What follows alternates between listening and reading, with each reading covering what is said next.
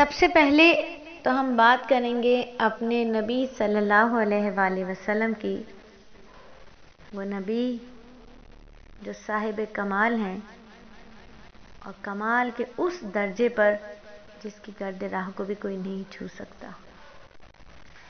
نبی صلی اللہ علیہ وآلہ وسلم کے معجزات پر اگر غور کریں تو آج کی جو سائنس بڑی ناز کرتی ہے نا اپنے کمالات پر کہ یہ کمال وہ کمال، تو میرے نبی کے کمالات کے سامنے تو یہ سائنس کی بہت ہی نیچے، بالکل نیچے نظر آتی ہے۔ سائنس کی تمام کاوشیں اور سائنس کے تمام کمالات میرے نبی کے پیروں کی دھول کے ارزاں کروڑ ہاتھ ترین دھول کے حصے سے بھی نیچے ہیں۔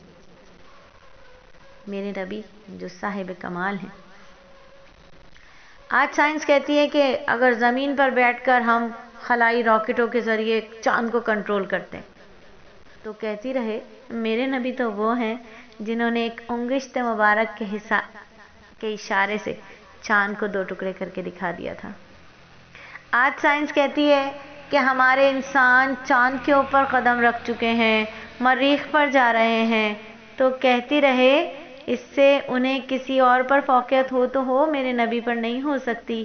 میرے نبی پر فوقیت کا دعویٰ کر ہی نہیں سکتے، کیونکہ میرے نبی صلی اللہ علیہ وآلہ وسلم نے جو خلائی سفر شب معراج میں فرمایا، چاند اس سفر کی گرد راہ ہے، اس کی راہوں کی دھول ہے چاند۔ تو وہ کہتے ہیں کہ جی ہم مریخ پر پہنچ جائیں گے، سائنسدان کہہ رہے ہیں ہم مریخ پر پہنچ گئے، ہم زہرہ پر کمن ڈال رہے ہیں، ہم سورج کے کرے کو فتح کر لیں گے، جتنی بلندی پر وہ جا سکتے ہیں چلے جائیں، لیکن میرے نبی صلی اللہ علیہ وآلہ وسلم کے خلائی سفر کی بلندی کو چھو ہی نہیں سکتے، بلکہ وہ جہاں بھی پہنچیں گے تو میرے نبی صلی اللہ علیہ وآلہ وسلم کے نشان قدم اس سے بالاتر نظر آئیں گے۔ سبحان اللہ۔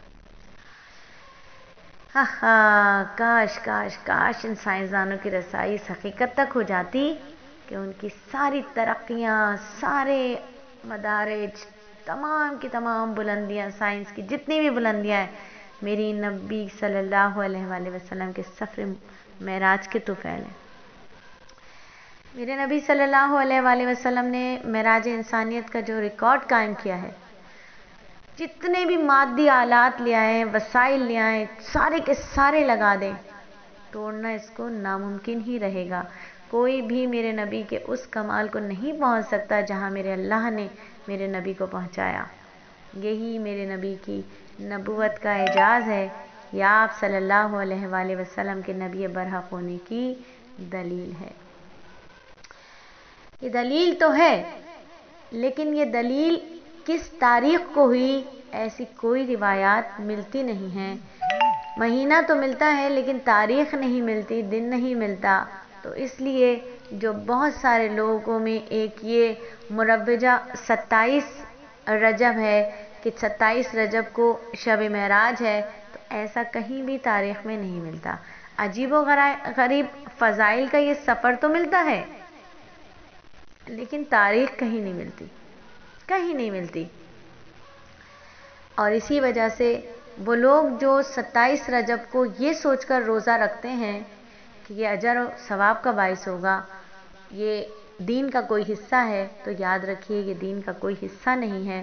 وہ لوگ جو 27 رجب کی رات کو عبادات کرتے ہیں کہ اس رات نبی صلی اللہ علیہ وآلہ وسلم معراج پر گئے تھے اور آج جاگیں گے تو بہت زیادہ اجر و ثواب ملے گا، تو یاد رکھیے یہ دین کا کوئی حصہ نہیں ہے۔ یہ آپ بدعت کریں گے اگر ایسا کریں گے، اور بدعت کیا ہے؟ گمراہی ہے۔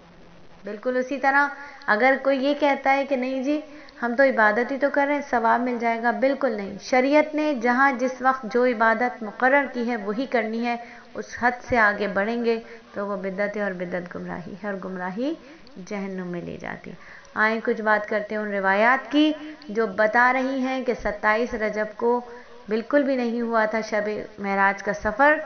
معراج کا سفر 27 رجب کو نہیں ہوا تھا، ہوا تھا یہ بالکل پکی ٹھکی اور یقینی اور حتمی بات ہے، لیکن کس تاریخ کو ہوا تھا ایسا کہیں بھی نہیں واضح لکھا ہوا۔ جن روایات میں آیا وہ ضعیف اور موضوع ہیں، ایسی روایت پر سنت سمجھ کر عمل کرنا کسی طرح بھی درست نہیں ہے۔